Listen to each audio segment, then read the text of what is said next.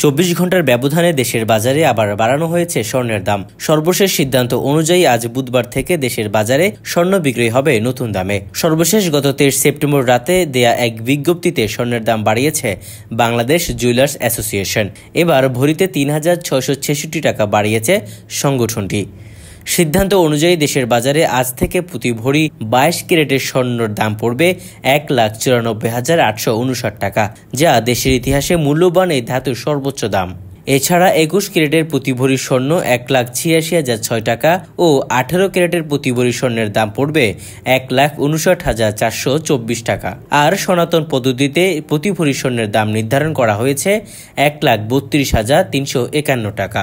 এদিকে বিজ্ঞপ্তিতে বাজুস আরও জানান, স্বর্ণের বিক্রয় মূল্যের সঙ্গে আবশ্যিকভাবে সরকার নির্ধারিত ৫% ভ্যাট ও বাজুস নির্ধারিত ন্যূনতম মজুরি ৬% যুক্ত করা হবে।